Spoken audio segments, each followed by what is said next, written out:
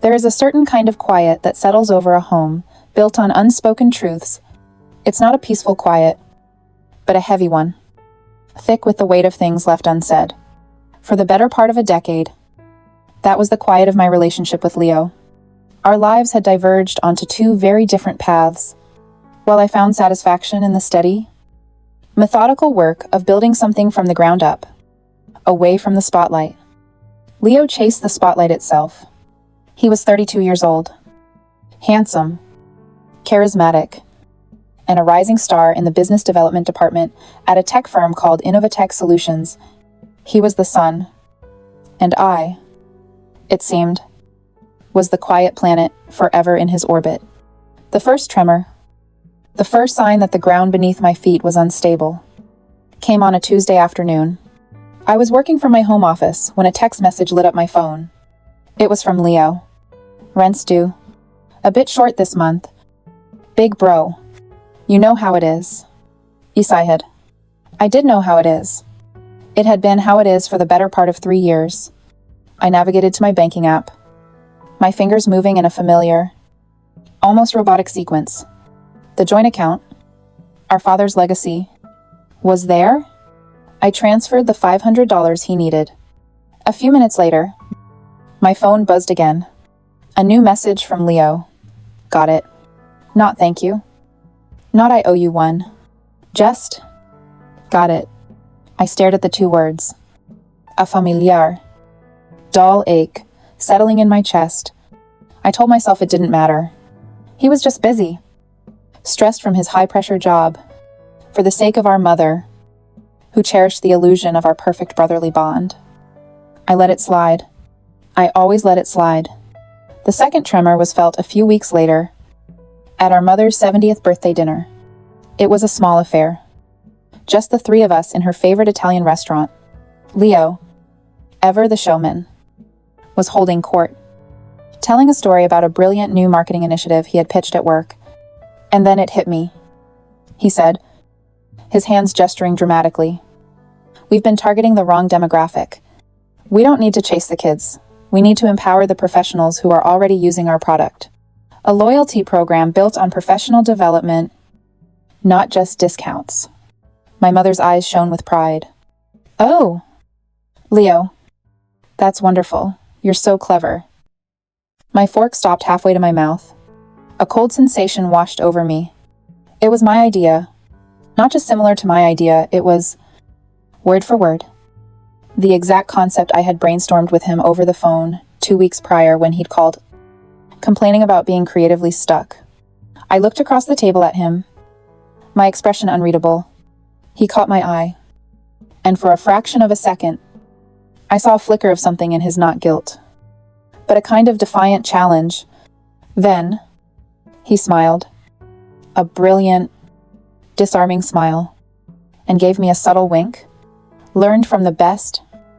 Big bro, he said, raising his glass to me. The room was warm, filled with the scent of garlic and wine. But I suddenly felt ice cold. My mother was beaming, oblivious. To challenge him now would be to shatter her happiness, to turn her celebration into a bitter confrontation. So, I did what I always did. I raised my own glass, forced a smile, and let it slide. It was a small thing, a paper cut on the surface of our relationship. But even small cuts can fester when ignored. The final, earth-shattering tremor occurred on a rainy Thursday night. I had dropped by Leo's apartment to bring him some documents he needed to sign for our mother's estate. As I approached his door, I could hear his voice, loud and animated. Through the thin wood, he was on a call. I paused, not wanting to interrupt. No, the trip will seal the deal, Leo was saying, his voice brimming with excitement. This is going to change everything. I just need the final investment to clear, and then it's a guaranteed promotion. A big score. My hand froze on the doorknob. Investment. What investment? He was always chasing some scheme, but the tone of his voice, this was different. Just as I was about to knock, he must have seen my shadow through the frosted glass. His voice dropped. Hey, Gotta go. I'll call you back. The door swung open, and he was standing there, a wide, almost predatory smile on his face. Elias, what's up? I told myself it was nothing, but a seed of profound unease had been planted. I had no idea then what a toxic tree it would grow into. Over the next 2 days, that seed sprouted, its roots twisting around my thoughts. The investment, the big score, the sudden need for a large sum of money. A cold dread began to pool in the pit of my stomach. I had to know. I had to be sure. It was then that I decided to conduct a test. A final, desperate attempt to prove my own paranoia wrong. I picked up the phone, my heart pounding a slow, heavy rhythm against my ribs. I called him. I told him a lie. I said a freelance contract had fallen through, that I was in a temporary bind, and that I needed to borrow a small amount from our joint savings account just for a couple of weeks. There was a moment of silence on the other end of the line, and then he laughed. It wasn't a warm, brotherly laugh. It was a short, sharp bark of genuine amusement, laced with a pity that was more insulting than any anger could ever have been.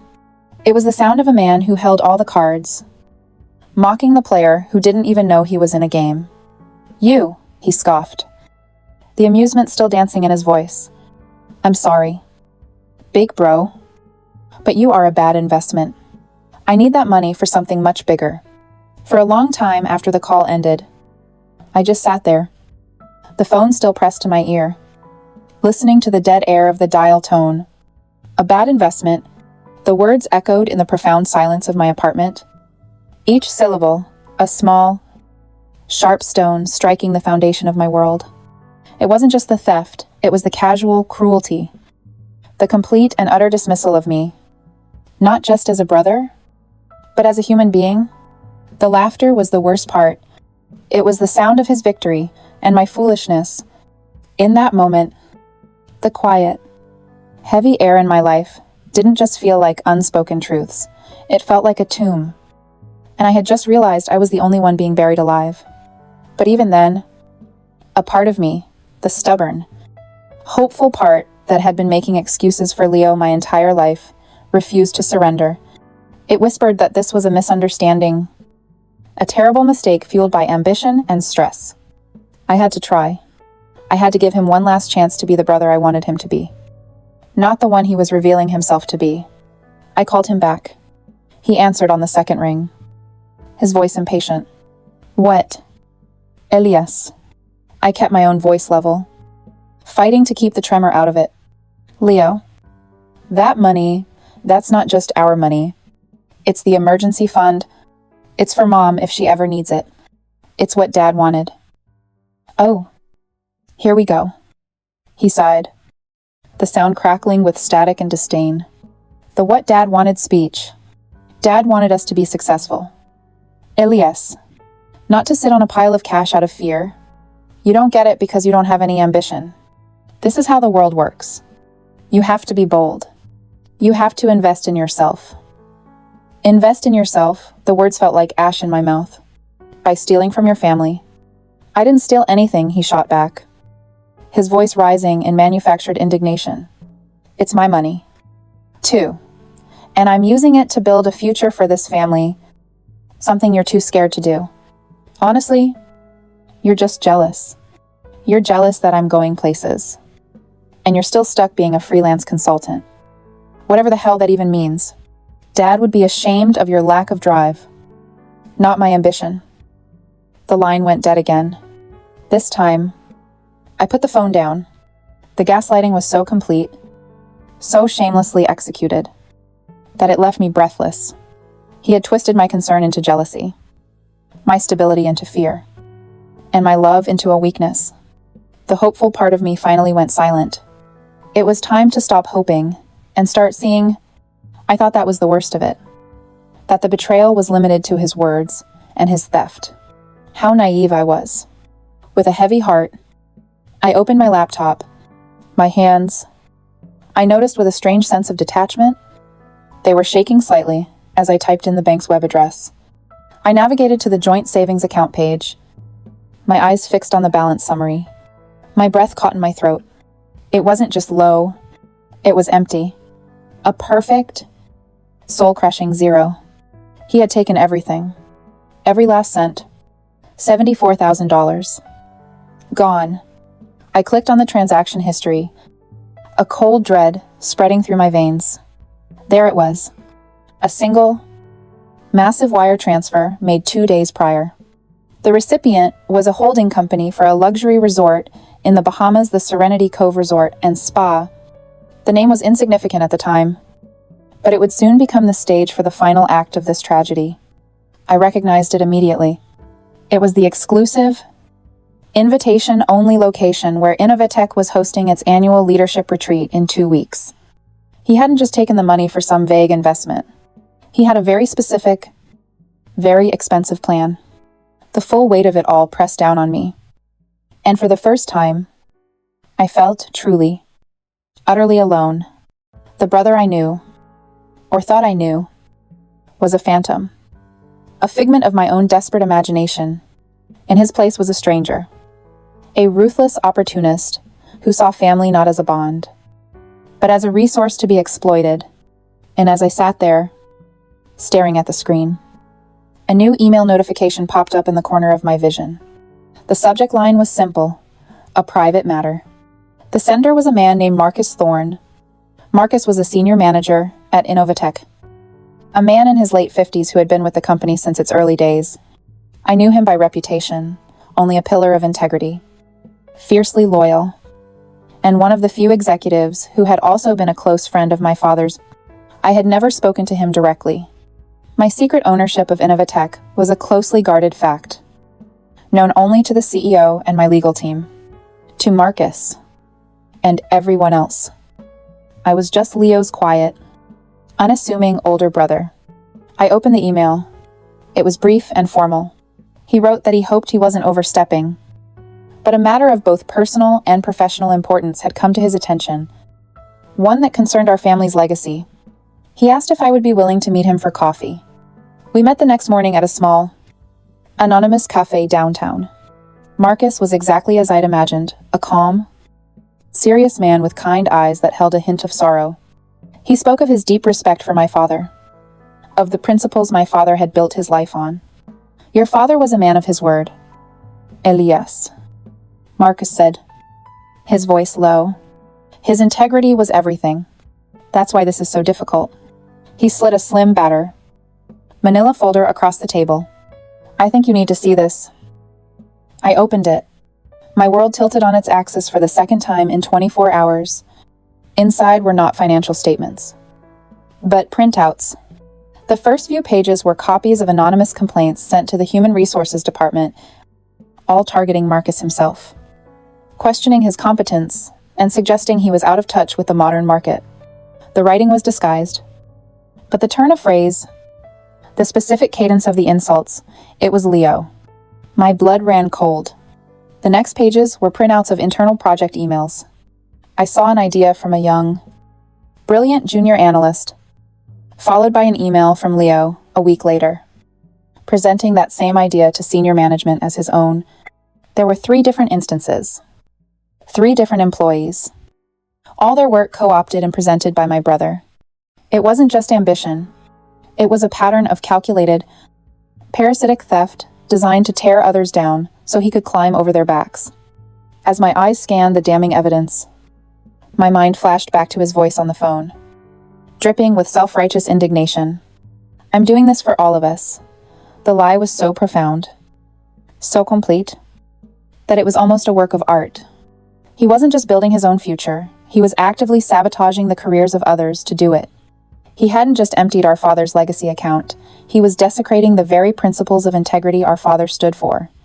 The man in the folder wasn't my brother. He was a predator wearing my brother's face. I walked out of that coffee shop and into the rain-slicked city streets, but I barely felt the cold. The folder Marcus had given me was tucked under my arm, a thin collection of paper that felt as heavy as a tombstone. It was the tombstone of my brother, or at least, the idea of the brother I had carried in my heart for 35 years. There is a specific kind of grief for someone who is still alive. a mourning for the person they could have been, for the love you thought you shared. It is a hollow, empty ache. For the rest of that day and deep into the night, that ache was my only companion. I sat in the dark of my living room, the city lights painting shifting patterns on the wall. The rain traced lonely paths down the window pane. I didn't eat. I didn't move. I simply replayed a lifetime of memories, but now they were all tainted, viewed through the new, harsh lens of the truth. Every time I had paid his bill, every time I had smoothed things over with our mother, every time I had celebrated his hollow victories, they weren't acts of love. They were acts of enablement. I hadn't been his anchor, I had been his safety net, allowing him to leap from one betrayal to the next without ever facing the consequences. The weight of that realization was crushing. But then, somewhere around 3 o'clock in the morning, as the city finally fell into a hushed slumber, something inside me shifted. The grief, so vast and overwhelming, began to recede. It didn't disappear. Instead, it started to compress, to cool and harden under the immense pressure of the betrayal. The sorrow burned away, leaving behind something harder, colder, and infinitely more focused. It was a purpose.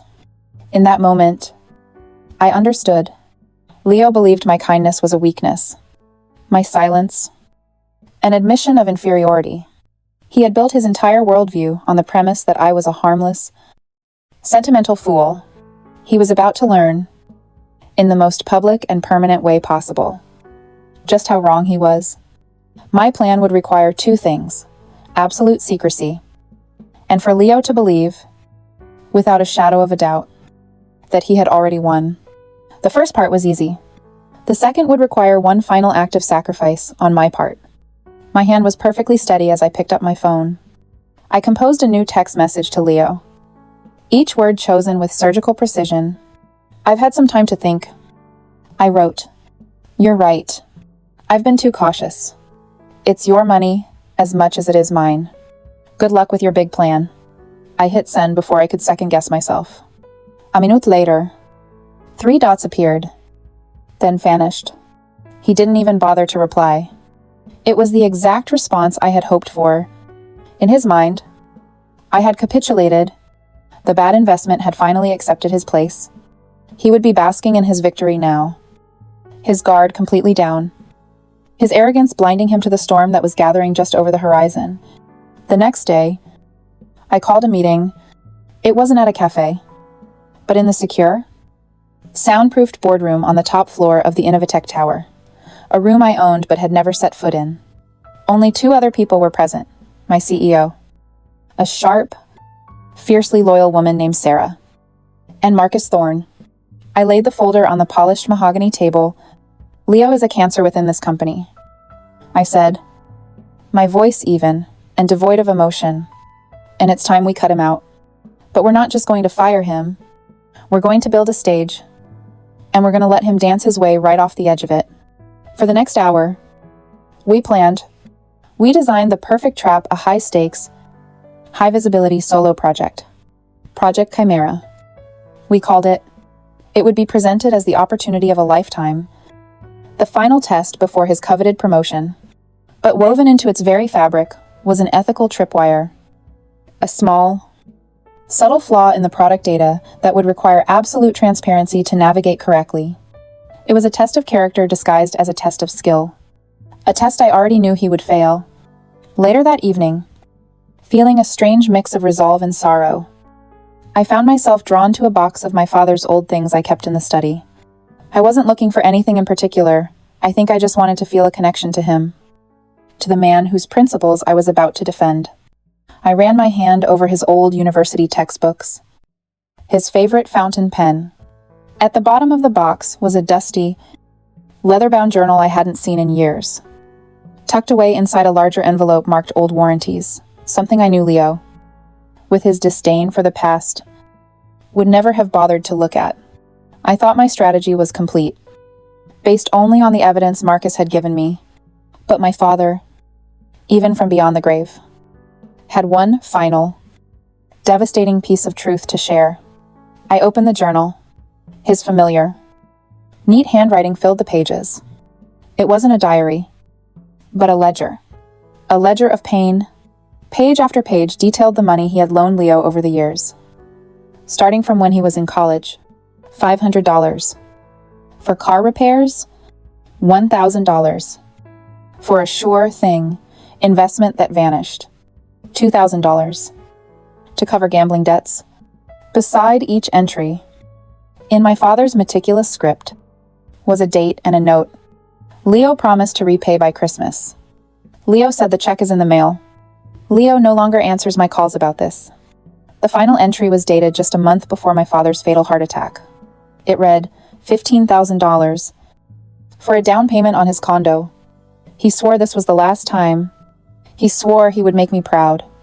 As I read those words, the cold purpose within me was forged into a blade of pure, unyielding steel. This was no longer just about my money or my pride. It was about honoring the memory of a good man whose trust had been bled dry by his own son. A plan, no matter how perfectly conceived, is nothing more than a dream until the first move is made. My first move was not a dramatic confrontation or a fiery accusation. It was a single discreet email sent from my personal account to my CEO, Sarah. It contained only 3 words: Greenlight, Project Chimera. With that, the gears of the machine I had designed began to turn. Silent and invisible, I had laid the chessboard, placed the pieces, and now all I had to do was wait for my opponent to confidently step into the checkmate I had prepared for him. Leo, meanwhile, was living in the warm, golden glow of his perceived victory. From his perspective, the world was finally arranging itself to his liking. His weak-willed brother had been put in his place, and the funds for his grand ambition were secured.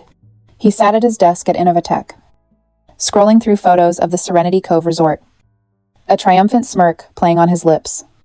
It was at that precise moment of self-congratulation that the email arrived. It was from the office of the CEO. The subject line read, Project Leadership Opportunity, Project Chimera.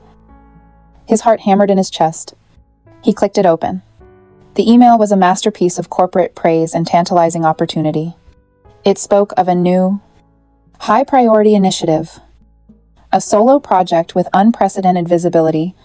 It was a chance, the email explained, for one of their most promising executives to demonstrate true leadership potential directly to the board. The final sentence was the hook, the line, and the sinker. Leo, your name was at the very top of our list. This is your moment to shine. We're all watching.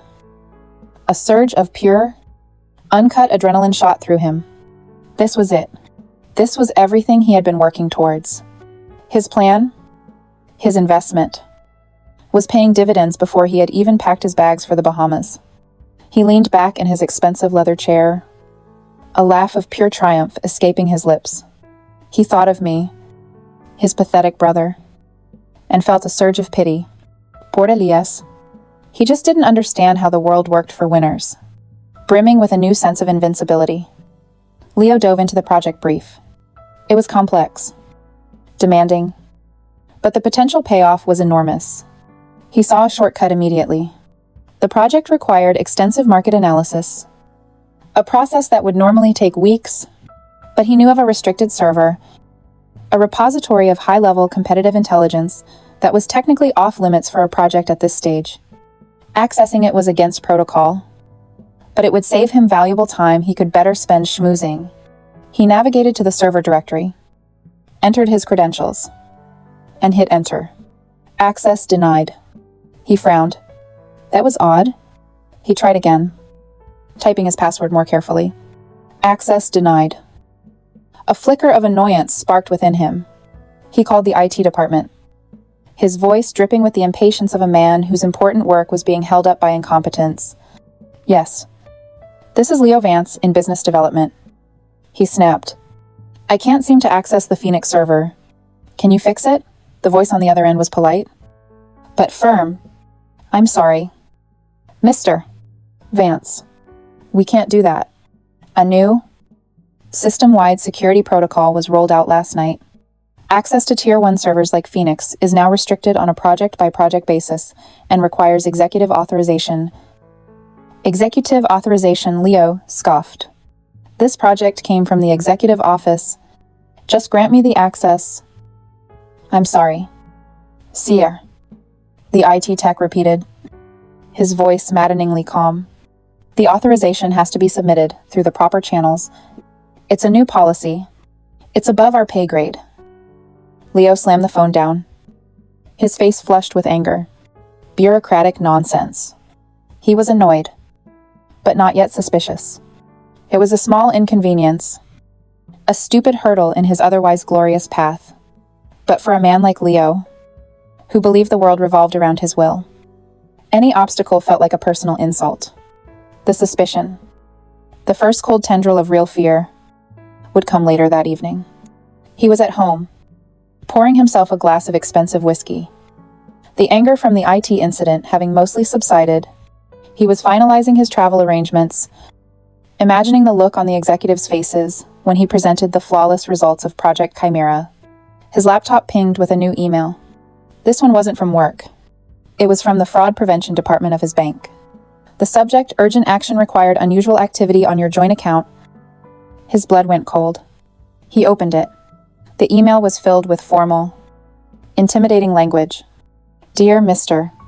Vance, as part of our commitment to client security, our systems have flagged a recent large transaction on your joint account. Number ending in 4321. To protect your assets, a temporary hold has been placed on the outbound wire transfer of $74,000 to Serenity Cove Holdings, LLC. Please contact us at your earliest convenience to verify this activity. He stared at the words, his mind racing. A temporary hold. He snatched his phone and frantically dialed the bank's customer service line. He was put on hold, forced to listen to cheerful, insulting music for 10 agonizing minutes. Finally, a representative answered.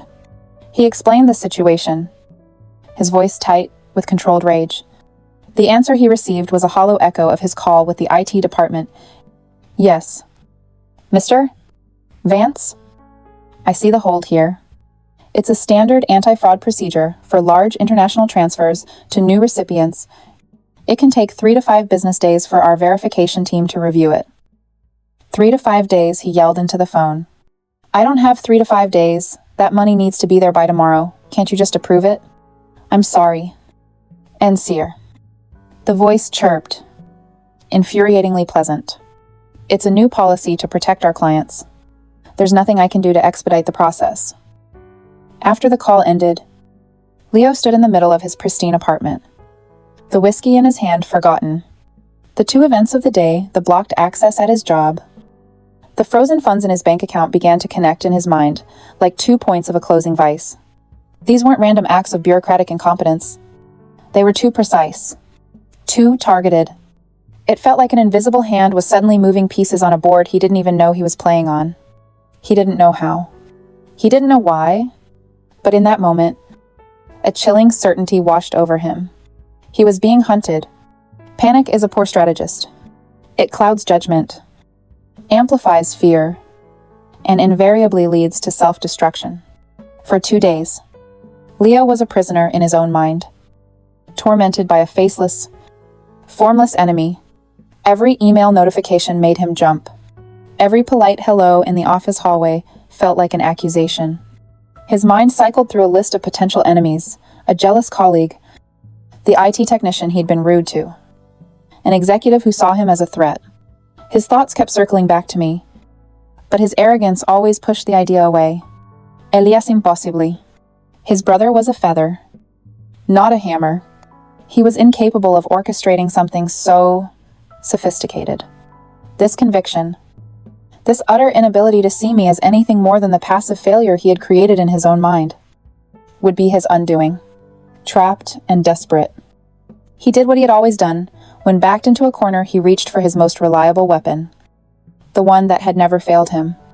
He called our mother, but this time, the weapon misfired.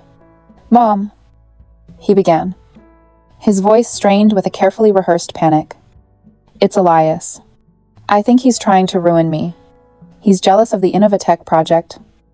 He's telling people things. He's trying to sabotage my career. He waited for the familiar rush of maternal sympathy, the immediate promise to talk some sense into his older brother. Instead, there was a pause.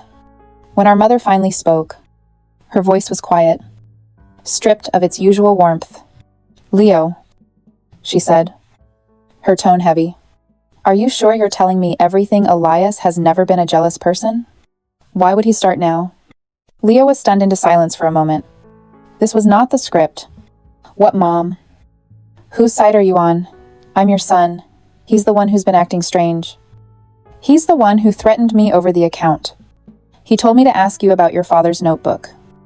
She interrupted, and the words fell like stones into the conversation. Leo's breath hitched. What notebook?" he stammered, his mind reeling. "I don't know what you're talking about." "I think you do, Leo," she said, and for the first time, he heard not anger, but a profound, bottomless disappointment in her voice.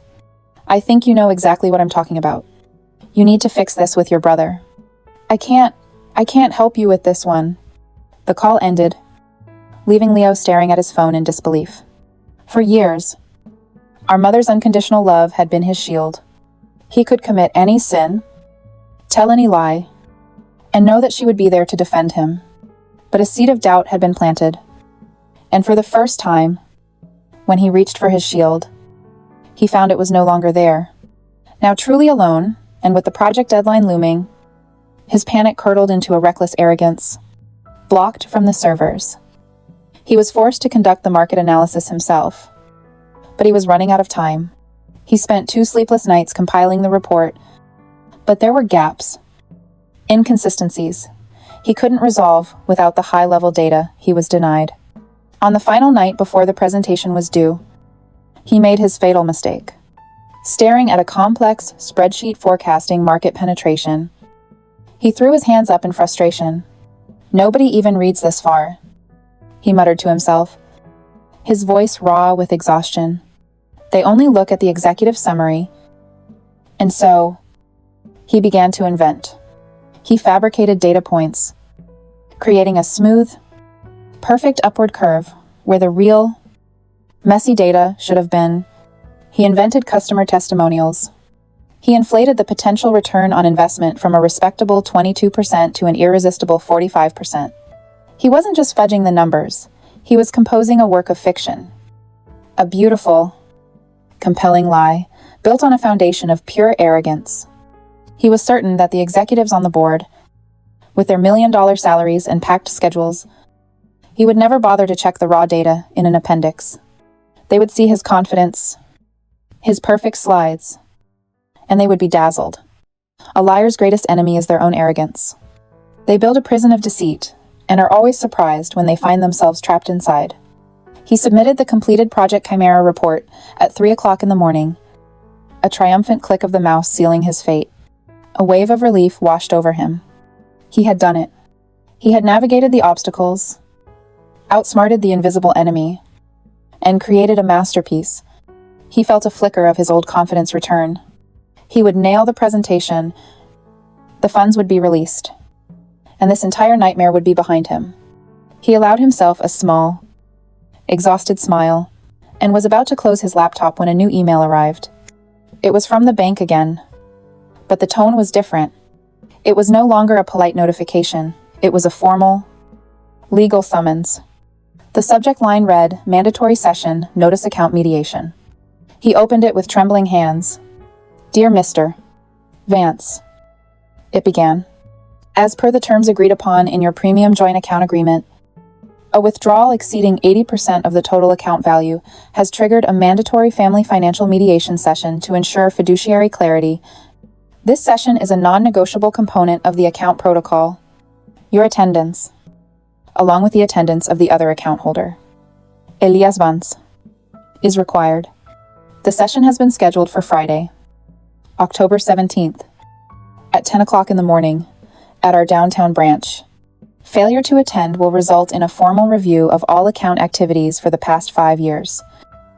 He read the email 3 times, the words blurring together. October 17th. That was the day after his presentation. This wasn't a hold he could wait out. This wasn't a problem he could charm his way out of. This was a summons, a legal obligation to sit in a room with the brother he had robbed and betrayed, forced to account for his actions. The walls weren't just closing in anymore. They had slammed shut, trapping him between the professional guillotine he had just built for himself at work, and the personal and financial reckoning that was now, legally, unavoidable. There was nowhere left to run. The week leading up to the presentation was a special kind of hell for Leo. On the surface, he was a portrait of focused ambition, a rising star, preparing for his defining moment. He spent his days locked in a conference room, meticulously rehearsing his lines, polishing his slides until they gleamed with the promise of impossible profits. He smiled at colleagues in the hallway, projected an aura of unshakable confidence, and spoke of the future of Innovatech as if it were his to command, but it was all a facade, a carefully constructed mask hiding a growing abyss of terror. At night, sleep offered no escape. He was haunted by the twin specters of his impending judgment, the boardroom of executives he had to deceive, and the mediation room where he would be forced to face the brother he had betrayed. The first cracks in his public mask began to show 2 days before the presentation. Power in a place like Innovatech wasn't just about your title. It was about the invisible network of favors and loyalties you built. Leo had never built anything. He had only taken. And now, when he needed help the most, he found his social accounts were completely empty. He ran into an issue with a data visualization on one of his slides and approached a small group of junior analysts, the very same ones whose work he had stolen in the past. "Hey team," he said, his voice a little too loud, a little too cheerful. "Got a quick one for you. My chart rendering is bugging out. Can one of you take a look?" He expected them to jump at the chance to help a senior manager. Instead, they exchanged a quick, knowing glance. One of them, a bright young woman whose idea about market synergy he had presented as his own 3 months ago, looked up at him, her expression polite but her eyes cold as ice. "Sorry, Leo," she said, her voice clear and steady. "We're completely swamped with the quarterly reports for Marcus. I'm sure with your talent, you'll handle it just fine on your own." The others murmured their agreement, turning back to their screens in a gesture of collective final dismissal. Leo stood there for a moment, the fake smile frozen on his face. It was a small rebellion, a quiet act of defiance. But to him, it was as loud as a slamming door. The whispers had started. The tide was turning. He was no longer one of them. The final, devastating blow came that night. He was pacing his apartment, running through his presentation for the 100th time, when the doorbell rang. It was our mother. She wasn't angry. She wasn't yelling. That would have been easier to handle. Instead, she just looked tired. Her face etched with a sorrow so deep, it seemed to have aged her 10 years overnight. In her hands, she was clutching our father's leather-bound journal. "Hello, Leo," she said, her voice barely a whisper. She walked past him and sat on the edge of his designer sofa, placing the journal on the glass coffee table between them, as if it were a sacred artifact. I think we need to talk." Leo's heart hammered against his ribs. He immediately launched into his well-rehearsed defense. "Mom, if this is about Elias, he's lying. He's twisting things. He's trying to make me look bad because he's jealous. That's all it is." She didn't even look at him. Her eyes were fixed on the book. "I called him," she said softly, "after I spoke to you. He didn't say a single bad word about you. Leo, he just told me to read this." She finally looked up, her eyes pleading. "Please, just tell me what's in this book is a misunderstanding. Tell me your father was just confused." Leo's throat went dry. He stared at the journal, the silent witness to a lifetime of his deceit. He could have confessed. He could have broken down, admitted everything. and thrown himself at her mercy. But his arrogance, his pathological need to never be wrong, was stronger than his fear. It's old history. "Mom," he said, forcing a dismissive laugh. "Dad was always a worrier. Those were loans, not handouts. It was all just misunderstandings." Our mother slowly opened the journal, her hands trembling slightly. She turned to the last page, to the last entry written in our father's hand. Her voice was thick with unshed tears as she read the words aloud. $15,000 for a down payment on his condo. He swore this was the last time. He swore he would make me proud. She looked up from the page, and her gaze finally broke him. It was a look of utter, soul-shattering disillusionment. He was so proud of the man he thought you were becoming. She whispered, a single tear tracing a path down her cheek. He told everyone his son was going to be a success. And all this time, you were just using him. You were using all of us. She closed the book with a soft, final thud. She stood up, her movements slow and deliberate. The movements of someone carrying an immense weight. Leo surged forward, his carefully constructed composure finally shattering. "Mom, wait," he begged, his voice cracking. "Please, the presentation is tomorrow. I need you. Please, just help me."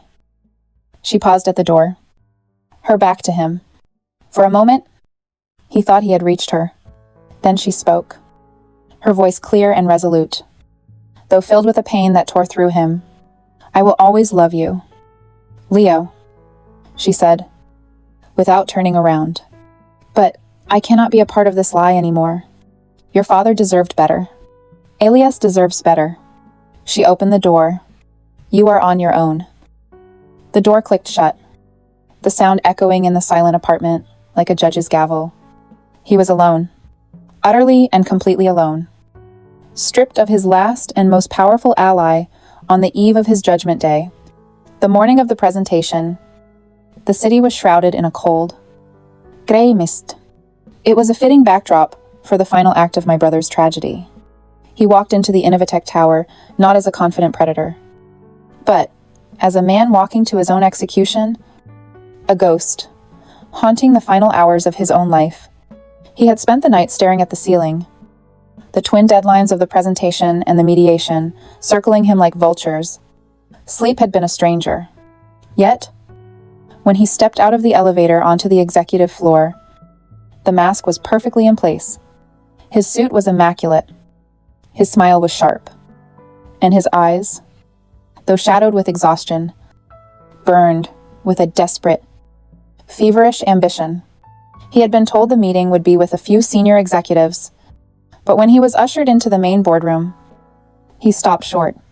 The room was full, seated around the vast, polished mahogany table was not a small committee, but the entire board of directors, a formidable collection of the city's most powerful business figures. At the head of the table sat Sarah, our CEO. Beside her sat Marcus Thorne. For a fleeting moment, a jolt of pure panic shot through Leo. Then, his all-consuming arrogance reinterpreted the scene. This wasn't an interrogation. It was a coronation. They had all gathered to witness his genius, to anoint him as the company's next great leader. A slow, confident smile spread across his face. He had them right where he wanted them. He was a performer, and this was his grandest stage. For the next 45 minutes, he was magnificent. He moved with a practiced grace, his voice a perfect instrument of persuasion. He painted a vivid picture of a future built on the flawless data of Project Chimera. The slides he had created were a work of art, full of bold graphics and beautiful, upward trending charts.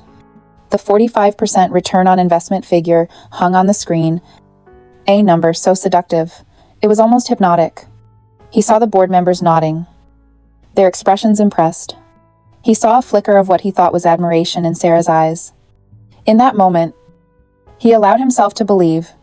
He believed he had done it. He believed his lies were strong enough to become the truth. He believed he was going to win. When he finished, a ripple of polite applause went through the room. Leo inclined his head. A humble victor, accepting his due. Sarah stood up, a warm smile on her face. "Thank you, Leo," she said, her voice smooth as silk. "A truly bold and compelling vision. The board is very impressed." Leo felt a wave of relief so powerful it almost buckled his knees. "And for a decision of this magnitude," Sarah continued, her eyes sweeping across the room, "it's only right that we get the final approval from the man who started it all. Our founder and the chairman of the board, who has graciously joined us today for the very first time." A quiet murmur went through the room. Leo frowned, confused. He had never heard of a chairman being involved in this way. He turned, following the gazes of the board members to the large oak door at the head of the room. The door opened, and I walked in. Time seemed to slow down. I saw my brother's face, a mask of polite expectation. As he looked towards the door, I saw the initial flicker of confusion in his eyes as he saw me. I saw the disbelief that followed, the slight shake of his head as his brain refused to process what it was seeing. And then, I saw the moment of pure, unadulterated horror as 35 years of lies and self-delusion came crashing down upon him in a single, silent, cataclysmic instant. The blood drained from his face, leaving him a pale, hollowed-out statue of the man he had pretended to be. His mouth opened slightly, but no sound came out. I walked calmly to the head of the table and took the empty chair beside Sarah. I didn't look at Leo. I addressed the room. "Good morning, everyone. Thank you for being here." I then picked up the bound copy of the Project Chimera report that sat in front of me. I flipped through a few pages. The crisp sound of the paper, the only noise in the dead silent room. Finally, I stopped.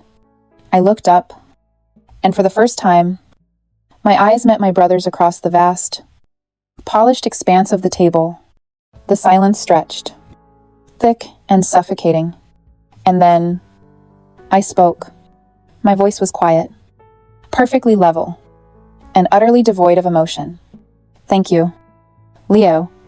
An impressive presentation." I paused, letting the words hang in the air. "Before we proceed, could you please turn to Appendix 3, Section 4. In your technical report, I'd like for you to walk the board through the raw data from the pressure test simulations." It was over. I knew it. He knew it. Everyone in that room knew it. There was no Appendix 3, Section 4 with raw data. There was only the lie. He stood there, frozen, a fly caught in amber. The dazzling slides of his fictional success still glowing on the screen behind him like a cruel epitaph. Sarah stood up, her voice crisp and final. "Leo Vance," she announced to the silent room. "Effective immediately.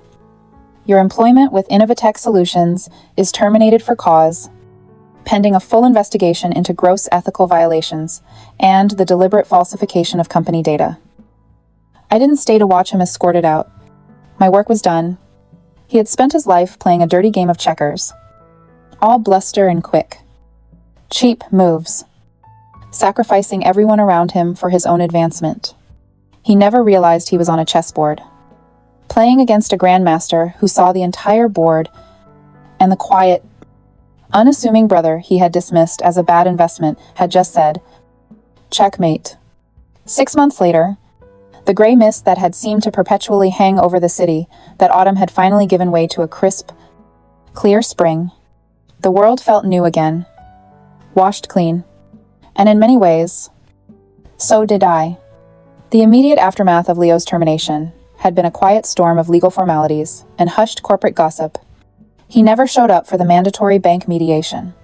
By forfeiting, he legally ceded any claim to the funds he had tried to steal, and the account was quietly closed. A painful purpose served. Our mother, heartbroken but resolute, acted as a somber intermediary, handling the logistics of his departure from a life he had not built, but stolen. My own life transformed.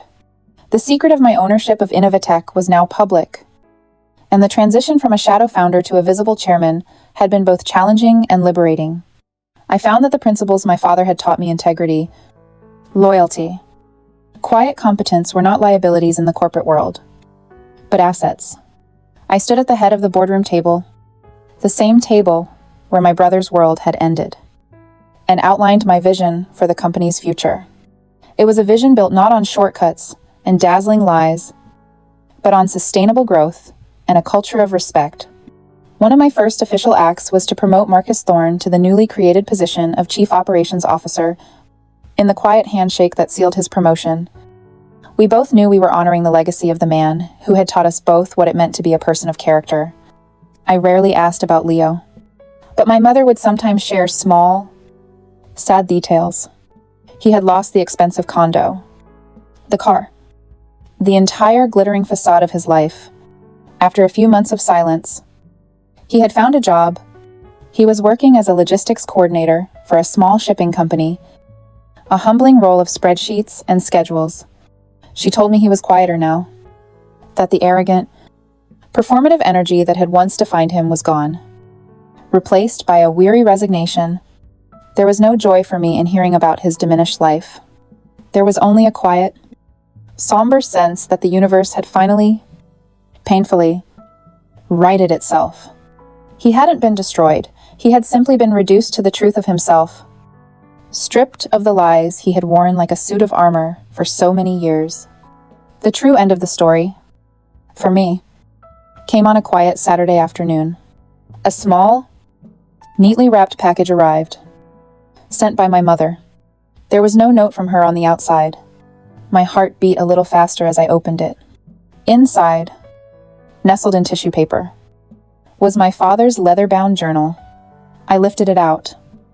Its familiar weight, a comfort in my hands. Tucked between the pages was a single sheet of white paper, folded once. I opened it. There were only 2 words, written in Leo's unfamiliar, humbled handwriting. "I'm sorry." I stared at those 2 words for a long time. They were not a magic elixir. They did not erase the years of lies, the casual cruelty, the profound betrayal. They did not magically restore the brother I thought I had. The love I once felt for him was a phantom limb. I would forever feel the shape of its absence. But the words were something else. They were an acknowledgement, an admission. They were a single, small stone of truth laid upon a mountain of deceit. And for me, that was enough. I felt no urge to call him, no desire for a tearful reunion. The story of our brotherhood was over. But my story, the story of Elias, was just beginning. I closed the journal. I walked over to the bookshelf in my study, a place filled with books on business, philosophy, and art. I cleared a space in the center, a place of honor, and I put my father's journal there, not as a reminder of a painful past, but as a testament to a lesson learned. Healing doesn't mean the damage never existed. It means the damage no longer controls you. I was no longer a brother defined by another's betrayal. I was simply a man, at peace in the quiet of his own home. Finally, completely free. The story of my brother and me is a painful lesson in a simple truth. Trust, especially within a family, is like glass. Once shattered, even if you can piece it back together, the cracks will always remain.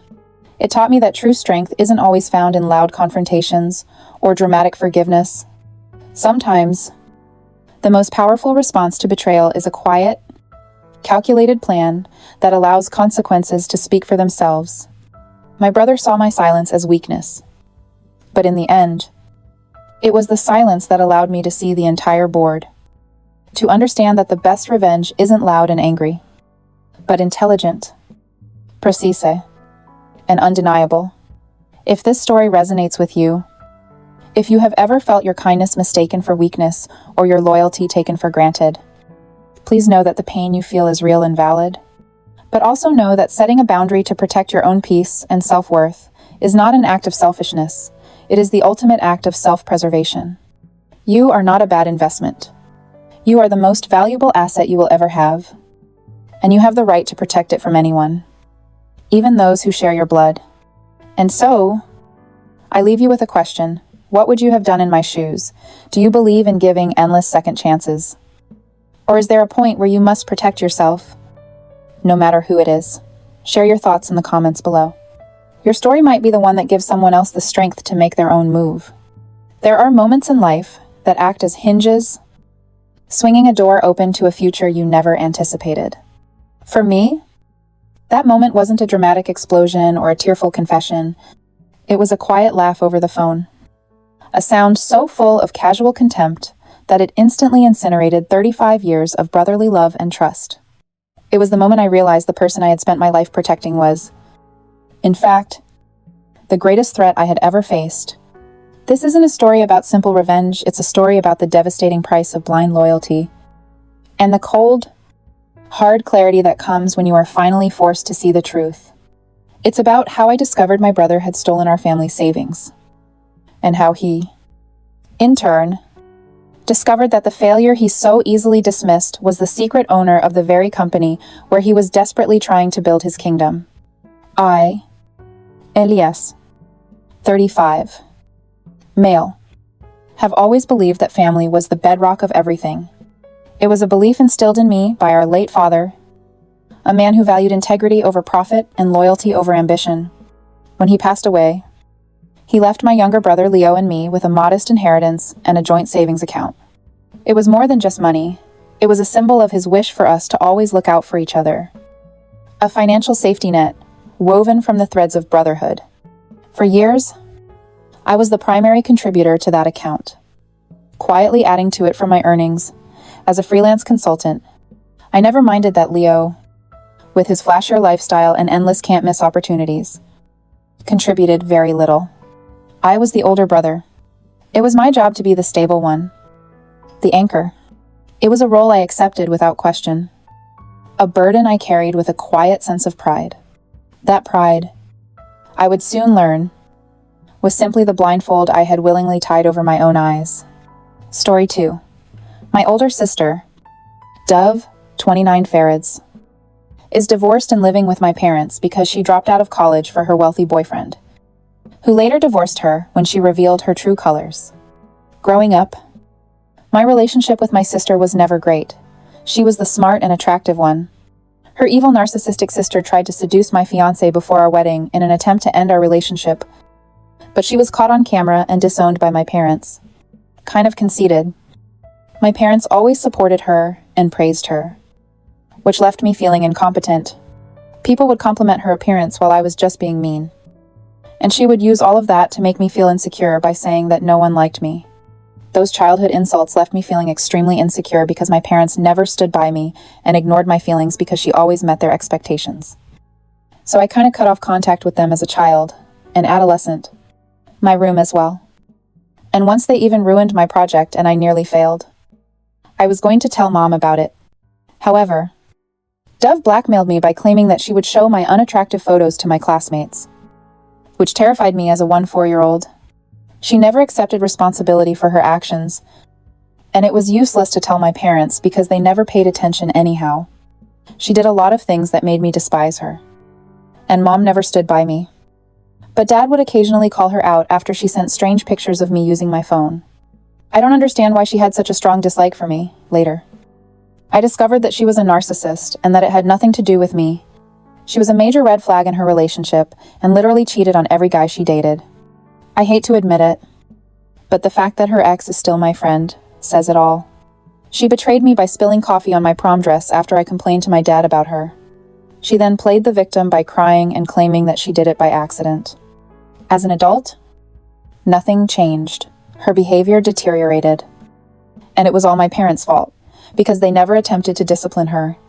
Nevertheless, after school, I worked hard to get into my dream college. And after a few years of hardship, I got my dream job there. At an office conference, I met Atlas. The love of my life. He was intelligent, kind, and attractive. And we clicked right away. Within a few months, we began going on dates, taking frequent vacations, date trips, and tracks.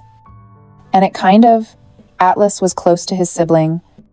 So A few months into our relationship, he introduced me to his parents and brothers. However, I took my time introducing him to my parents, primarily because of my sister Dove and her malicious intent. I always had a persistent fear that she would ruin everything, because she was the one who always got the best things as a child and a teenager. And now that my life was going better than hers, I'm sure she wouldn't be able to handle it, especially the relationship part. But I couldn't wait any longer. Atlas was becoming suspicious of my hesitation to introduce my family. So after a year and a half of dating, I told my dad about him. He was pleased that I had found a man worthy of me, and he invited us to dinner. I was both excited and anxious because I knew Dove would stop at nothing to ruin my life. But he was calm about it and said he'd take care of things. A few days after I called my dad, I received a call from Dove. It was unexpected because she had never called me before and questioned me about Atlas. She was more interested in learning specifics about Atlas when I was at home. I suppose my mother would have informed her that I was seeing this guy and that we were getting serious. Now that she's attempting to get cozy with me, I know why she's interested.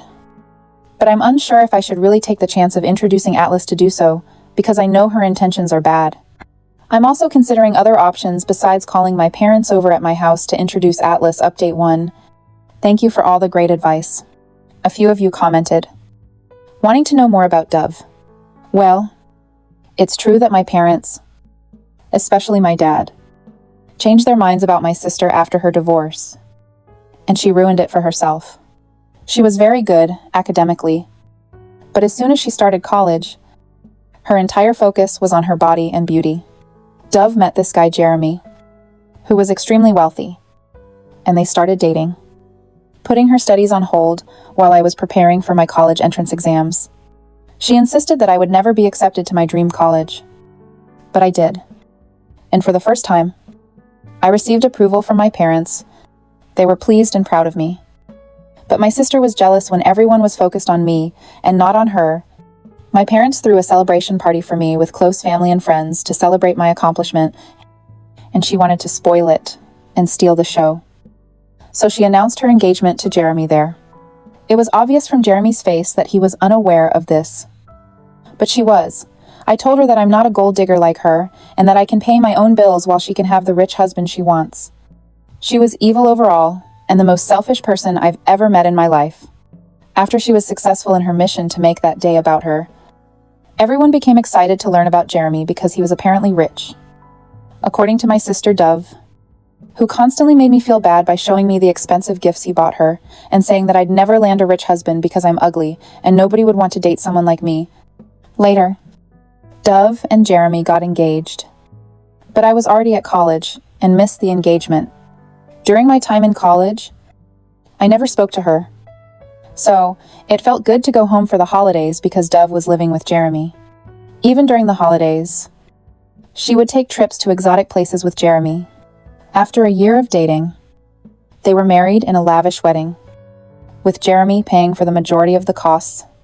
Of course, her father paid the remaining amount as a courtesy because she didn't earn anything during their union. Sustained for a short time, before divorcing after 3 years. I learned that Dove didn't want a child, but Jeremy was keen to become a father. He told me he never coerced Dove, but he detested the fact that she had never expressed her preferences before and had avoided talking to him for 3 years. He also mentioned her drinking and partying habits, flirting with men in bars, and the fact that she married him solely for financial gain and had no emotional bond. I questioned whether he was foolish for not understanding her motivation. For a long time, Jeremy showed me videos of Dove going out drinking with men and getting touched inappropriately, and she didn't stop them. It was good for him that he got rid of her. But my parents supported Dove and blamed Jeremy for forcing her to have children without ever acknowledging Dove's responsibility. After the divorce, Dove moved in with my parents because she wasn't making any money and dropped out of college to marry Jeremy. Now, 5 years later, she has no business experience and no college degree. After 2 years of my career, I landed my dream job with great money, and my parents were thrilled. I visited home after the job offer, and Dad was so proud of me. I couldn't be happier, and we were having dinner when Dove returned home, looking somewhat drunk. In reality, though, She was happy being free. Within a month of her divorce, she was back to her game of clubbing and hookups. And her Instagram stories were enough to let me know what she was really up to.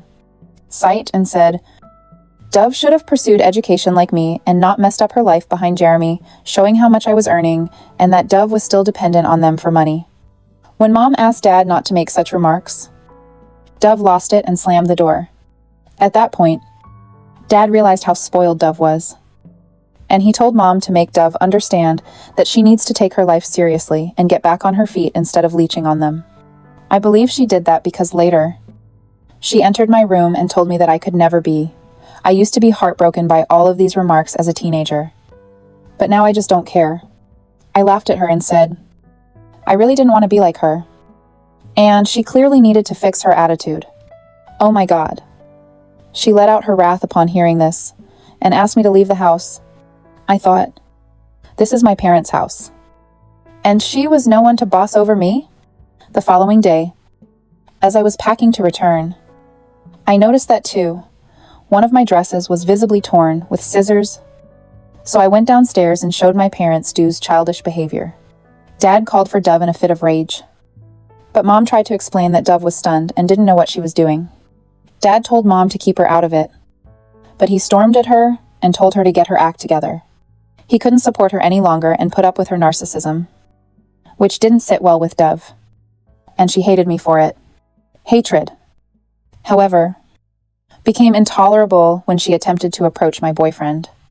After much consideration and discussion with Atlas, I ultimately made the decision to bring Atlas to my parents. I told them that there was no point in keeping Atlas hidden from Dove because, no matter how hard I tried, she would have eventually found him.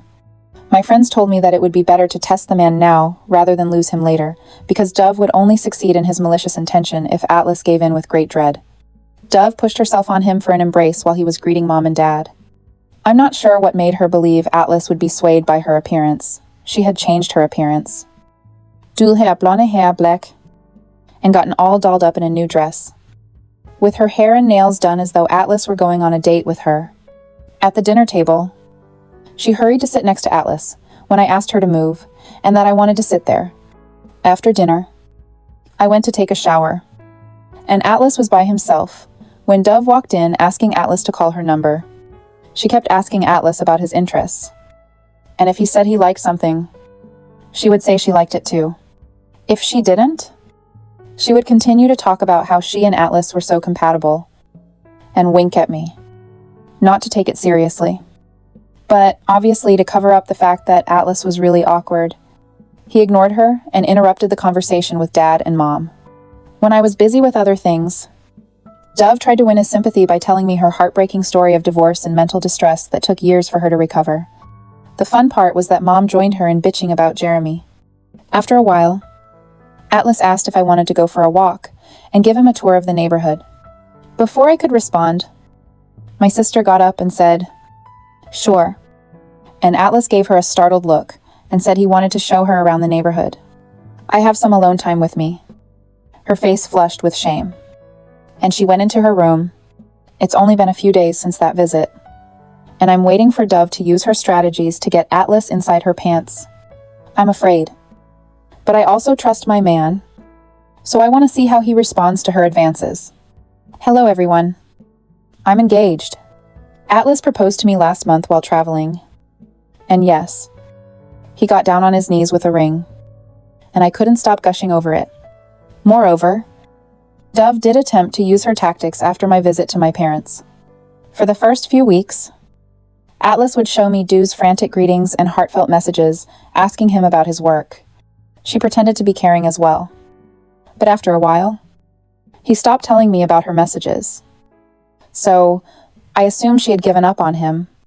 Dove was manipulating Atlas by texting him to ask how he was doing and bombarding his inbox with adorable cat videos, even though she had never had any affection for cats. She then got one for herself. We kind of moved on from her topic as well.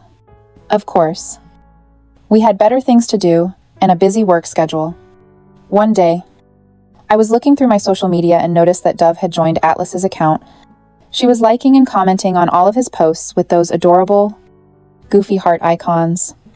She had even left comments on his old photos and videos from the previous 7 or 10 years. I didn't feel good about it. And when I suddenly checked his phone, I discovered that Dove was still occasionally texting him. But her messages were in the call records. There were missed calls, including one at approximately 3 in the morning. And they were a little strange. She was making a lot of effort to catch Atlas's attention. When I asked Atlas why he hadn't told me about Dove texting him, he became very agitated and said he was ignoring it because he felt it was best that we didn't talk about her.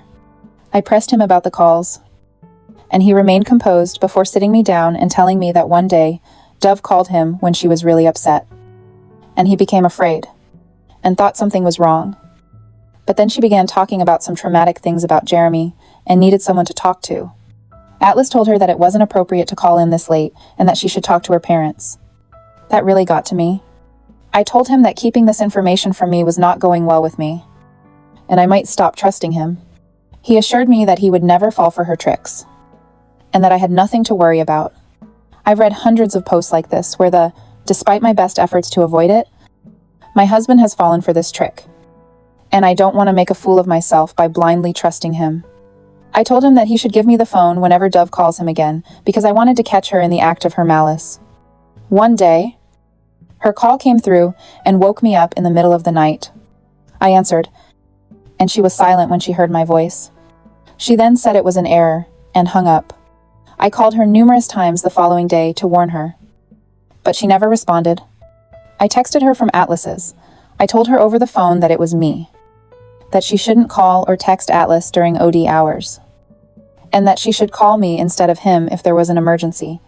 She stopped texting him after that, and I was finally at ease that she was no longer in our lives.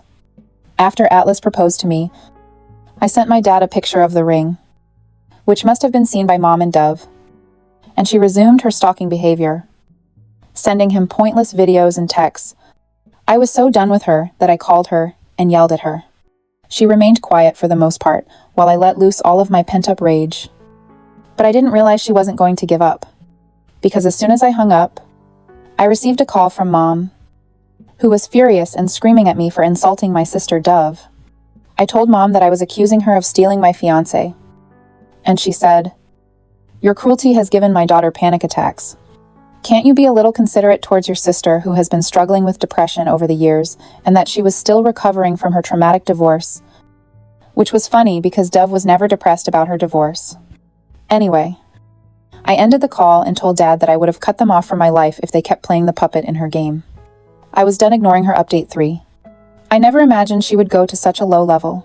She had always made my life miserable. But I never imagined she would try to woo my fiancé before my wedding. It was one thing for her to bully me and make fun of me, but it was another. It was difficult to accept that she truly attempted to woo my fiancé and ruin our wedding. So we were gradually organizing it. I stopped talking to Mom after the last argument, but she called me and said she was sorry for yelling at me. She said she was afraid that Dove was having panic attacks, so she lost her temper. Earlier, one of my cousins told me that Dove had been crying at my happy life and telling everyone that I was accusing her of stealing my fiancé and that I wasn't worthy of everything. I was getting the job and, most importantly, Atlas said that Dove should have the best of everything because she is the most beautiful person and not me. I told Mom about this, and she fell silent. She said, "Okay, forget everything and focus on your wedding and your happy life ahead." Everything went according to plan, and Dove was keeping things low-key throughout this time. On the day of our wedding, we were at the venue busy getting ready for the big moment when Atlas's best friend called and asked me to come to Atlas's wedding. I jokingly made fun of Atlas's inability to see the bride before the wedding, but he responded that it was serious and that we needed to deal with it beforehand. My heart was racing, so I hurried to his room with my parents. Atlas was lying shirtless and slipping in and out of consciousness as his groomsmen described Dove's crafty strategies. Atlas was getting ready in his room when Dove brought him a drink, which he refused to take. But Dove made him. Atlas took a sip, and he realized that the drink was spiked, excused himself, and went to the bathroom. He called his friend, explained everything, and invited him to come over. By the time his friend burst through the door, Atlas had already partially fainted and was out of the bathroom. since his friend shared the room with Atlas. He had to turn on his camera while slinking into the room and hearing Atlas yell at Dove to leave him alone as she was sitting on him, taking off her clothes and massaging him. This repulsive act was caught on camera. She pretended to be making out with Atlas's friend, covered herself, and went outside without realizing she was being filmed. She smirked at his friend and asked him not to tell anyone about it. When we arrived, Atlas was still partially unconscious, and the drink was so strong that it gave him a headache and dizziness after just a few sips. Also, there were some solid particles at the bottom of the drink. It was an extremely embarrassing moment for my parents, and Mom called her and asked her to come to Atlas's room because they couldn't believe Dove would do something so terrible. She arrived with smudged lipstick on her face and said, "I know you guys are mad at me, but it was mutual. Atlas loves me, and he has been making advances on me ever since he met me, and today he convinced me for a one-time hookup before the wedding." Mom gave her a hard slap, telling her that we knew the BS she was trying to pull off, and that her hornet had been caught on camera. She was shocked to learn that my parents had expelled her from. She purposely wanted everyone to know that she was making out with Atlas, so I canceled the wedding. My dad called the doctor, who confirmed that Atlas had been served a spike drink that damaged his head. And Atlas's parents and siblings were so upset that they wanted to find her. My parents had to apologize to them to calm them down. And the wedding was postponed until Atlas recovered after having multiple episodes of vomiting.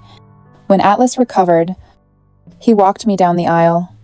I was happy to see him as my husband, but I was also anxious about everything that had happened. Atlas added one more thing to his vows. He would protect our relationship from people who didn't want to see us together.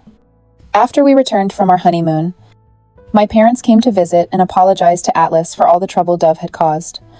After that, we were served hot gossip for the next few days, that Dove would leave our lives. In fact, he told her to live alone after kicking her out of the house. I'm still struggling to move past the incident. My wedding was on the verge of being called off, and if his friend hadn't recorded it, I never would have thought Atlas wasn't involved.